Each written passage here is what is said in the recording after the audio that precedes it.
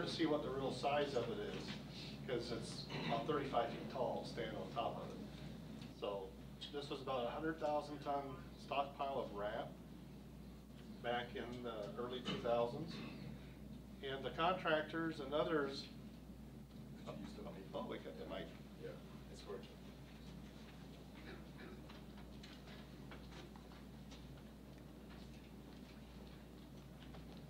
Yeah, we got the mic working now. So we'll get that on. So in the mid-2000s, IDOT was trying to deal with a lot of this reclaimed material that was stockpiling. And a lot of that had to do with you need to handle the material, get it down to a size that you could use. At this time, contractors were basically sizing at one size and below. As by a crushing operation, screening, if it didn't pass the screen, it went back. So this is kind of a unit aggregate. So it's fine to maybe 1/2 inch or 5/8 size material run through there. And that's what was being done at the time. Well, as you can imagine, there's a little spots, here's a little coarser, some of it's a little more fine. So when you run this back through the plant in a mix, you have this variability between the fine and the coarse. So it doesn't control the mix real well. Out of looking at this, the adoption of what's called fractionating was done, not only in Illinois, but nationally, where you would start breaking your sieve maybe on a 3/8 inch. So you have 3/8 to 1/2, and then 3/8 and below. What this does is it's like the white rock that's coming into the plant. You've sized it specifically for your mix design. This gives you some element of control in your mix. And as a result, you can increase the amount of recycling from RAP you can use in your mix because you controlled it better. You get a consistent material that way. Of course, you stockpile it and have it ready for use. Give you a little bit of history back to 2009. 2009 and 10 were what we called ARA years. That's after the 2008 economic collapse.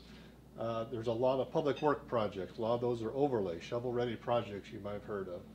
So there's a lot of pavements built, 2009, 2010, but they were essentially low percentage of recycled material.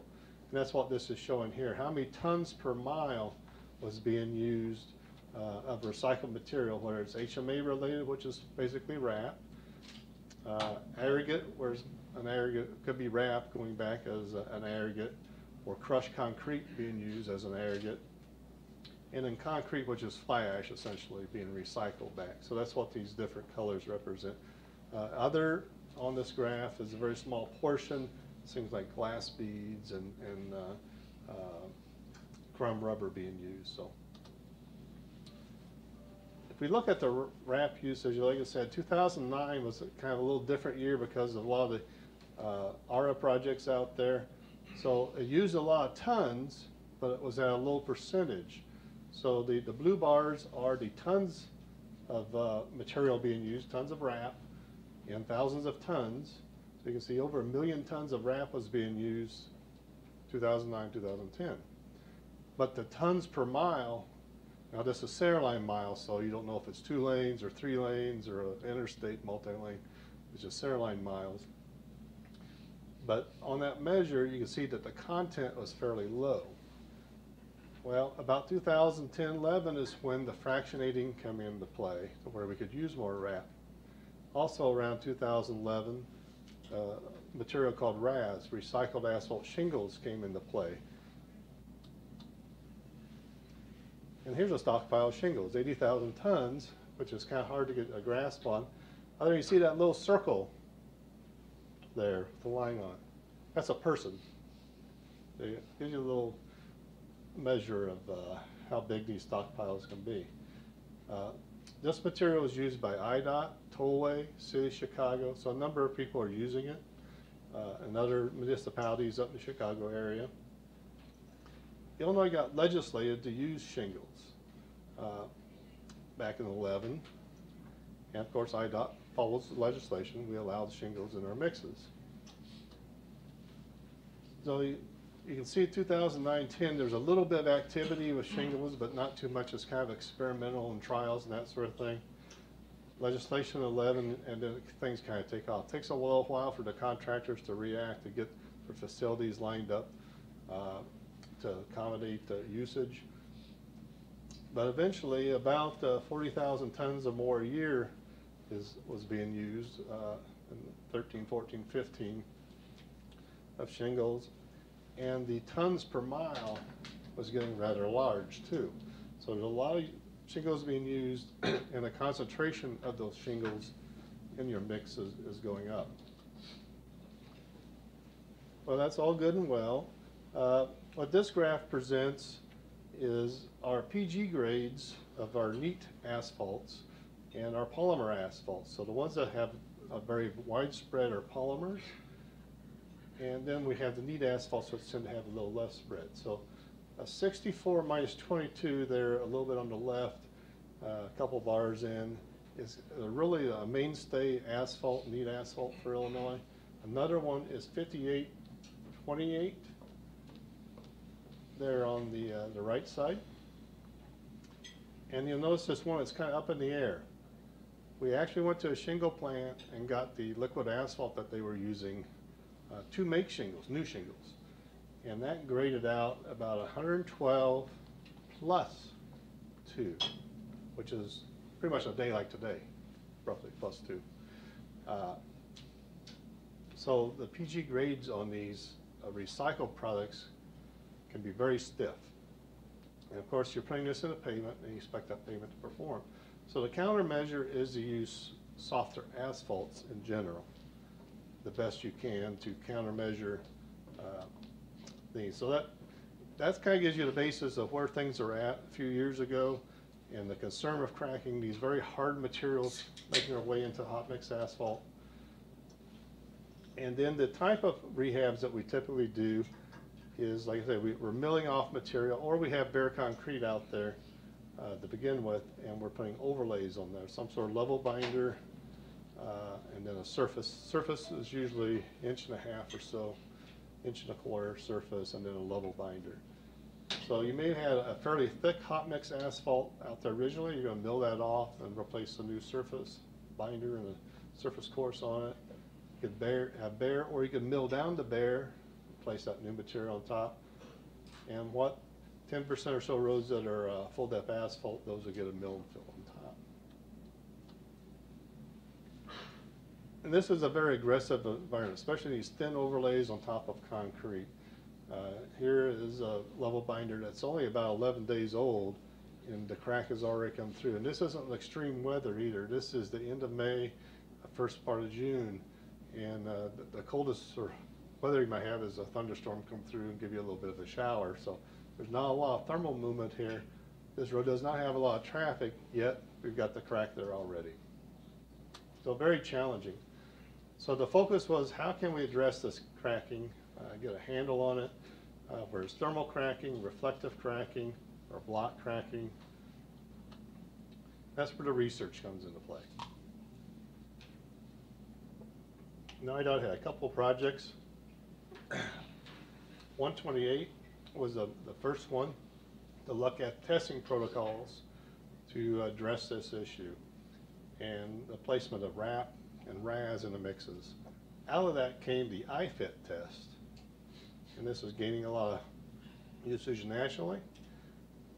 But that's the main focus of that study that ended in 2015. Kind of overlapping with that was this 161 study. And this was taking not only iFit, but a whole suite of tests and seeing what correlated best to the field cracking. So there's a number of interim reports, and a final report was just recently wrapped up on this.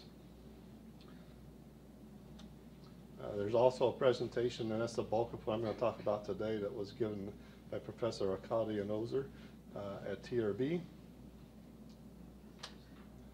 And the outline on that presentation talks about the iFit test, the protocol, the credibility, the lab tests utilizing to predict the asphalt performance on a fatigue basis, and then trying to grab what data is out there available as far as fatigue tests in the field, cell rate pavement testing, and what correlation that has with laboratory tests, and then a validation or correlation with transverse cracking. And the Danes have done some good work and looking at balanced mix designs. So some causes of the pavement distress, of course, we've got loading, we've got segregation due to paver operations, and aging and thermal loading. So the main bookends that we're looking at in pavement distress on asphalt is cracking, from loading or environment, and then rutting. Now, Marshall Thompson with his full depth design is pretty much taking care of subgrade rutting, so it's now confined to the asphalt layer itself, of what's going on with that mix. So it's up to the materials folks to screen out the bad actors with a suite of tests. So balanced mix design is basically you're trying to book in these properties. You don't want it too brittle, you want it too flexible. Have the Goldilocks mix if you want. Well, not too hot, not too cold, you want the one that's just right. That's the whole goal of these mix design parameters through specifications. And there's a number of ways you can get fracture in the asphalt. There's thermal cracking, block cracking, which essentially the mix is drying out and contracting. Centerline cracking can be from a few different things. Quite often that's a very low density area, and then weathering of that low density area can cause you a pretty severe crack. Reflective cracking, I showed a little bit earlier. Loading, and then top-down fatigue, or even paver segregation. So it's not a simple problem. It's pretty complex. There's all these things going on in the field. Traffic loading, temp, material properties all play a role. And then the dollar constraint, there's only so many dollars to deal with this, both as far as what you spend on addressing the problem in materials and in the laboratory as far as how you do your mix design and selection of materials. You can put out there a whole suite of tests to do on these mixes, but there's just not practical. The jobs need to move. It needs to be production oriented, so it has to be done quickly and cheaply. So the 128 effort was basically a whole new look at what tests were out there on the plate. The goals were to have a simple, affordable, and meaningful test. And a lot of credit to Professor Arkady and Ozer. They went back and looked at the very fundamentals of the properties of these different types of tests, and really came out with some new thought of how to address this. So the solution was to come up with a testing scheme. SuperBay volumetrics gets you so far as a good PG grade and a good asphalt aggregate structure. And that gets you pretty far on this problem. The problem is, that's pretty much for virgin aggregates, virgin mixes. So when you start bringing in all these recycled materials, where it's RAP or RAS or a combination, we don't quite know where we are at. And we get into this grade bumping situation. Well, I know it needs to be softer, I'm going to bump one grade. I know I have some very hard and lots of material coming in that's recycled, so maybe need to do a couple bumps. So the idea was to come up with a test on the cracking side that would address this. We already had a very good handle on the rutting side with the Hamburg wheel loading test, which is a kind of torture test. It's a heated water bath, so very severe condition. It brings out mixes that would strip or those that would have aggregate structure problems. It screens those out. So the IFIT protocol is conducted at essentially room temperature, 25 degrees, and it's a quick load rate. So it's if you're into barbecue, there's two types of cooking. There's low and slow. So that's a DCT test, which is a low temperature test, and you have a very low, slow loading rate. IFIT, on the other hand, is a warm or a hotter test, hot and fast. They get you both pretty much the same place, but there's some features to the iFit protocol that I think are very appealing and are going to gain a lot of favor nationally. The spec was published, picked up by AASHTO very quickly, actually. TP124 is the protocol. And a number of states have picked it up, and research agencies and manufacturers, of course, are always looking for new equipment to offer. And there's right now 5 manufacturers producing the iFit devices. So the key output from the iFit is the flexibility index. But to get there, we're going to, first of all, figure out what the work of fracture is, or the fracture energy, which is the shape of the area underneath this curve. And then the index is taking one more step further beyond that, because fracture energy can be similar even though the mixes are very different in their behavior. So here on the right we have a couple curves that the fracture energy is very similar, but you can see the curves are quite a bit different. And one has a more flexible nature to it, and the other one has a little more brittle nature to it. So how do you differentiate those and get a spread in that data? That's where this index comes into play. It takes into the slope at the inflection point there, M, in the ratio. So it kind of spreads out your data is the purpose of that. And it helps differentiate your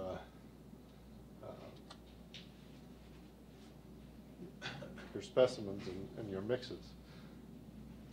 Again, we talked about low and slow and hot and fast. So fracture energy at low temperature, typically you're testing at 10 degrees above the PG grade. So if you had a -22, like a 64 -22, you would test that at -12, so you bump up 10 degrees. And here we have a couple of mixes that, and this is looking at the probability of that average number. So you repeat this test, you can see one of them's a very tight band, very repeatable. The other one has a little more spread out on the data. So that's the repeatability or probability density of this. You see there's some overlap. So what does that mean? That statistically you could end up at the same point with these two mixes, even though they're a little bit different. You bring in some other mixes and do some testing, and then we're going up in ABR. Now we're 20 versus 30% ABR. See, now that we've got 11% overlap of the data. So they're not spreading the data out with this particular test. And then if you go up to very high recycle, you get a lot of variability in the data, and as you can see, it could cross over into these the other ABR data sets too. So it is the DCT is a very repeatable test. Has a low coefficient of variation, but it just doesn't spread the data out that much. Now if you look at the fracture energy at room temperature, you get a little more spread in the data as far as the peaks. Not as much overlap.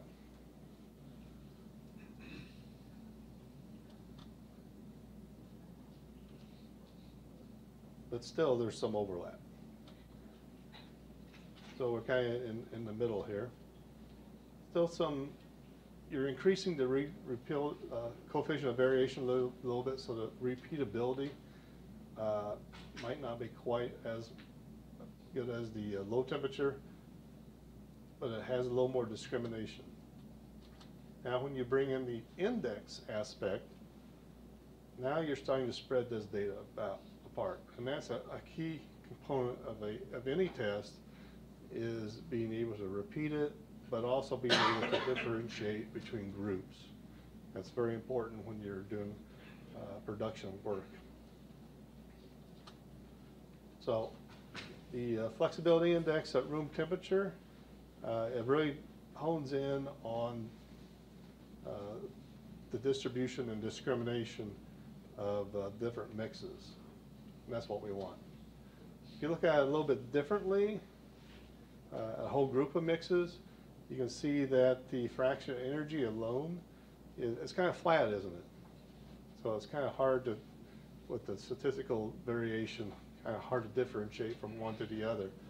But when you bring in the index aspect of it, now you can see you're very low to very high. So you can break these apart as far as specification writing, differentiating between different mixes, good and poor performance. So now let's look at some additional laboratory correlations with beam fatigue and how IFIT, FI works with that. The fatigue that was done is a 4-point bending beam, of course an actual test, 20 degrees Celsius, temp, 10 hertz, and failure has given us 50% loss of stiffness.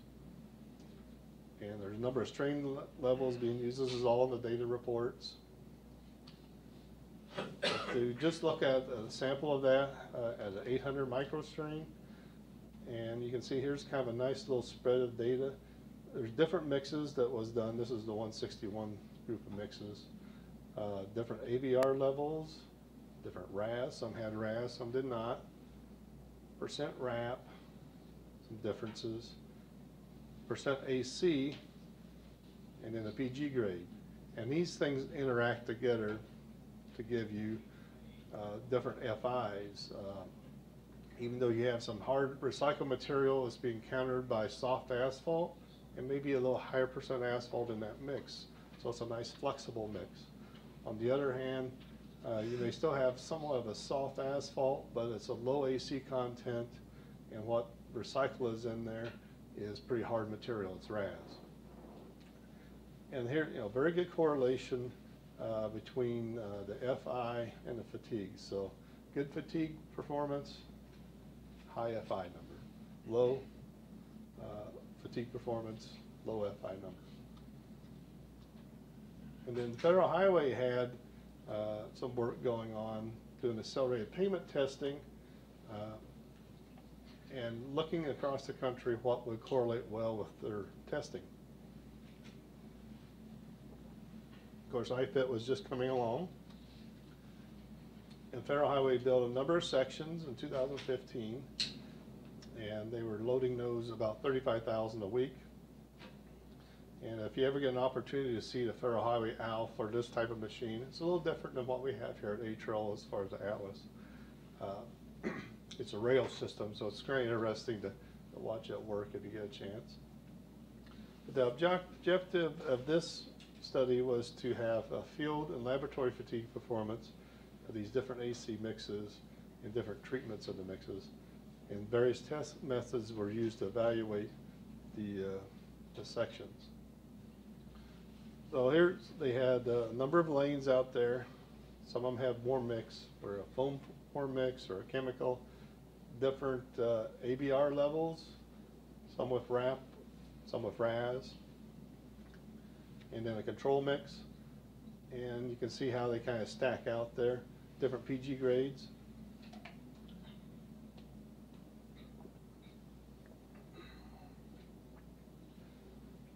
And pretty good spread in the data. So they went from about 368,000 cycles to about 23,000. So that's a pretty good spread in the data. Something to work with. So as the ABR increased, especially with harder type ABR products, the performance was worse in general. Excuse me. So looking at the ALF cycles and the flexibility index, there's a very good correlation here too. If you had a high flexibility index, it correlated very well with a number of cycles. So this is the fatigue aspect, basically. And looking at a balanced mix design, 12.5 millimeters on that Hamburg wheel rut is a pretty common for whatever pass rate you need for a particular AC grade is different for different grades. And then the flexibility index. So the sweet spot is to have a high flexibility index, but it doesn't rut too much. So if it ruts too much, it's fail, which is the far right. And if our flexibility index is low, it's not going to be flexible, it's going to crack. So the higher upper left we can get is a better mix. How did these plot out on the Federal Highway project? They had a group down there at the lower left, you can see, and these had the less than 40,000 cycles, so those are the real poor performance. They were brittle, and they showed through that very quickly with the number of cycles to failure. Those that had a high FI have the highest amount of cycles on it. So fatigue-wise, it's a very good correlation. And there's some other tests that were correlated to the number of cycles too. Dynamic modulus, indirect tensile, and the DCT. Other than the DCT, the other ones are not correlating real well in this grouping, but by far the iFit and the Texas Overlay had very strong, very positive correlations with the performance out there in the field. And if you look at that a little bit differently with statistical groupings, which is not my strong point, but the test that has the highest discrimination potential gives you more subsets of your data. And if you look just at iFit and the Texas Overlay, you can see iFit has a very good spread of data. We get up to 6 subsets. Texas Overlay has a good spread, but only 3 subsets. Now looking at some additional field calibration validation and the 2 and 3D balance mix designs. A big thing about correlating with field data is to know what you have in the field. So you have to do a lot of detailed crack surveys. And in 161, IDOT went out annually and did very detailed crack surveys on the pavement using survey sheets. And they literally walked these roads every year and mapped them out. This particular road on 26th Street, this is what we call a total recycled asphalt.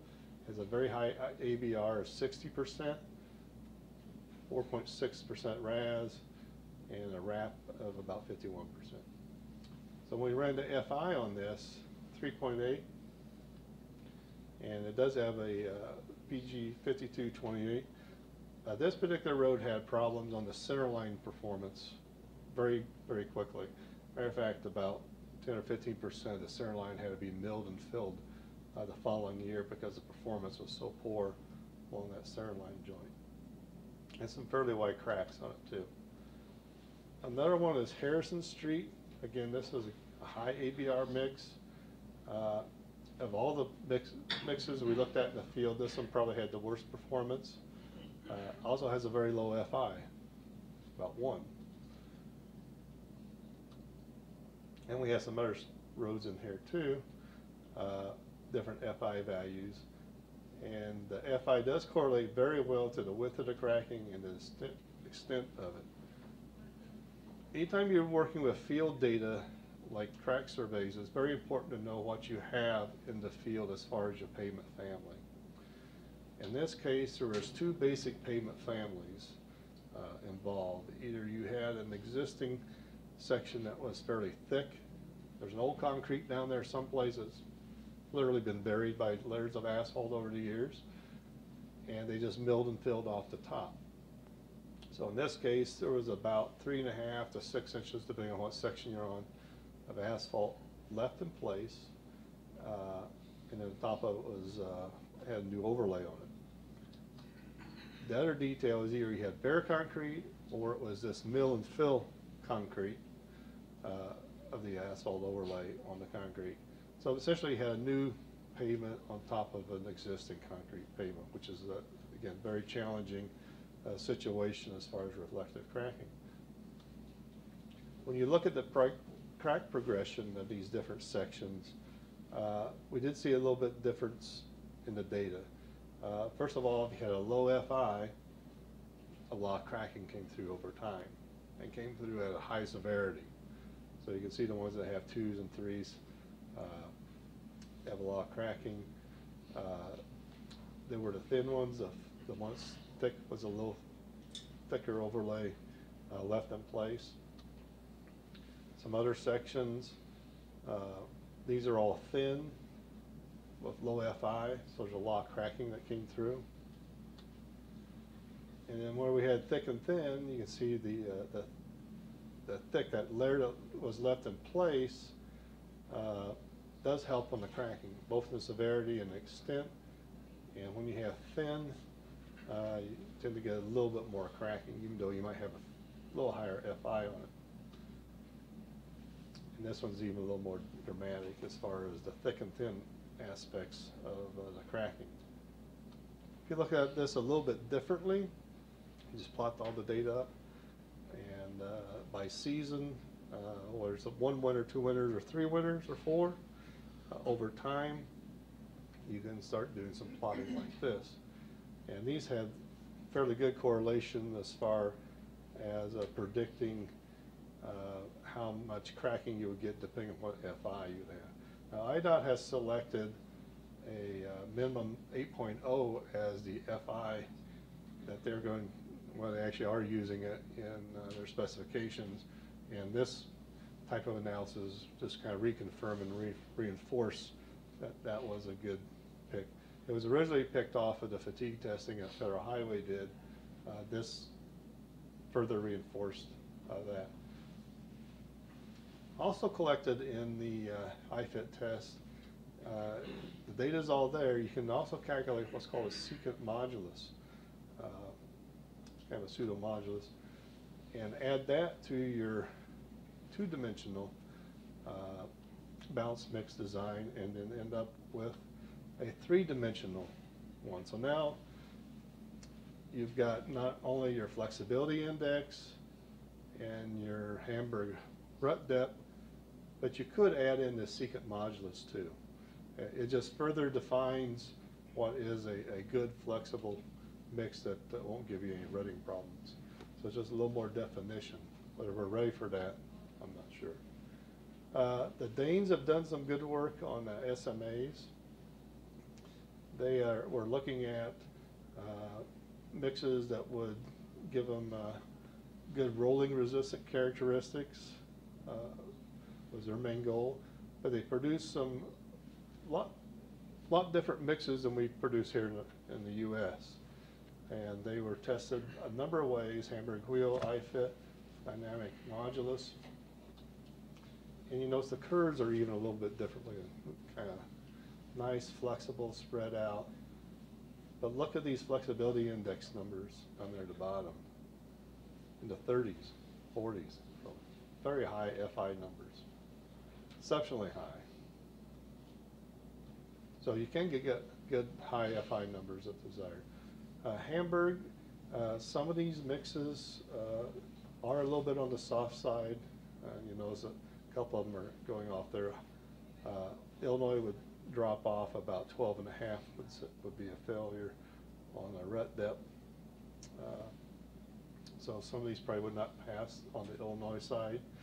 But the ones that did have low rutting have very good FIs. And if you look at the balanced mix design in a 2-dimensional plot, you know, some of them are on that soft side. And using 10 now instead of an 8, very good crack resistance on these mixes. Now bringing the 3D element and using those newer parameters, there's basically one mix, this SMA8, falls within the boundaries of all 3 parameters. So there's some challenges, but these are very good FI numbers and a little different way of looking at the data that can be generated through the IFIT test. So to conclude some remarks, fractional energy, especially at low temperature, may not distinguish between asphalt concrete mixes. IFIT is the practical, affordable, reliable test to distinguish between AC mixes. And the method is being supported by both theoretical and numerical methods and extensive lab and field testing. FI is able to predict the AC potential cracking, correlates well with load testing, field cracking studies. Basically, the higher the FI, the less transverse cracking is exactly what we want. One thing to note, though, that FI, it is such a good parameter that it does pick up changes in your mix with time. So if you make a mix and store it for a period of time, it will test differently than at the time you produced it. So it's aging, and the test does pick that up. So what that brings into play is some interesting requirements on protocols of how you handle material validations and approvals between the agency and the contractors. So contractors and agencies may want to optimize AC mixes through predicting potential cracks and rutting using a two-dimensional model, which is pretty much what IDOT's doing now. We ready for 3D? I'm not sure. That might be a little bit of a stretch right now, but it's something to take a look at for the future. And we had on this study an outstanding group, a rather large group compared to some studies. Of course, Professor Akati and Ozer, and our students here, a couple of consultants, IDOT, and our Danish friends. So, thank you. Any questions, comments?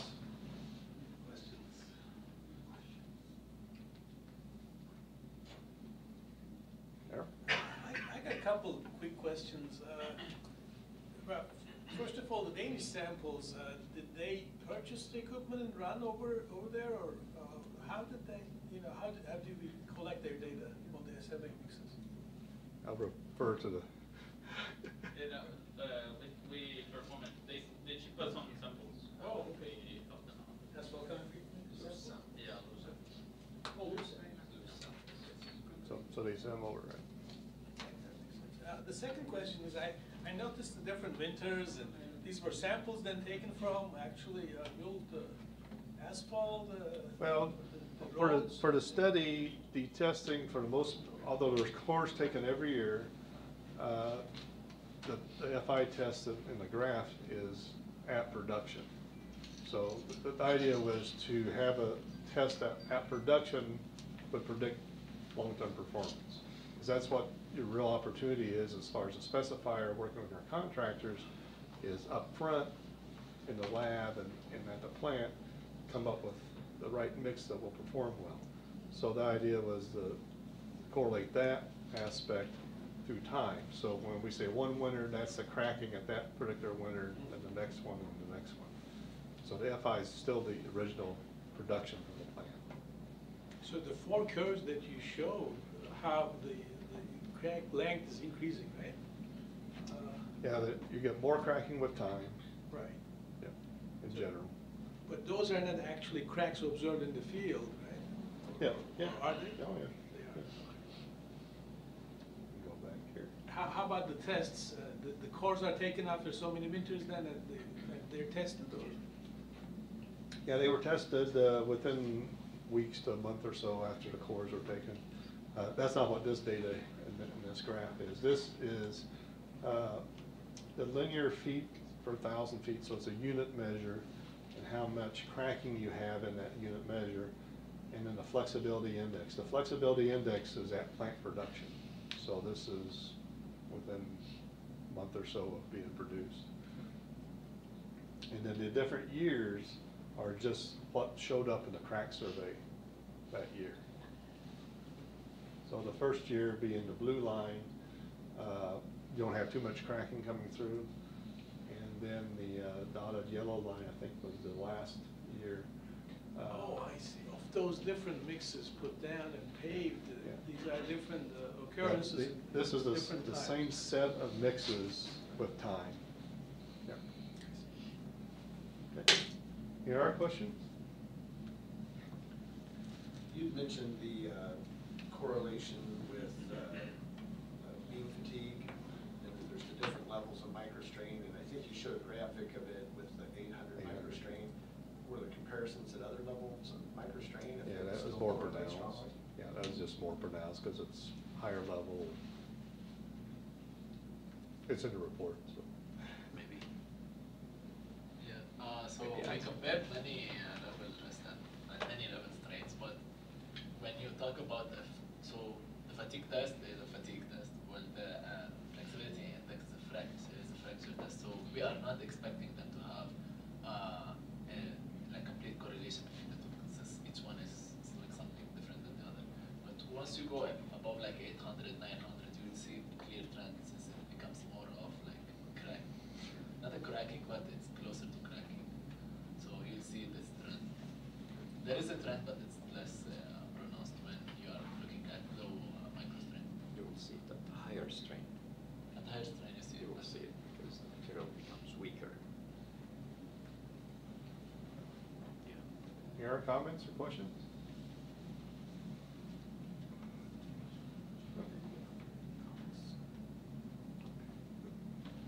Back over to you, Earl. The cracking here in this picture is all kinds of cracks, right? These are transverse cracks, and they could have been over a joint, could have been over a pre-existing crack, or it could be a new one in the surface. But they were showing up as far as cracking. Just transverse. Transverse cracking. Could be reflective cracks or. Yeah, for the most part, 95% of them are reflective cracks. Yeah, if I may make a comment, I guess, Dave, it's interesting that all the time we're talking about cracking, if it's a reflective cracking or if it's a transverse cracking.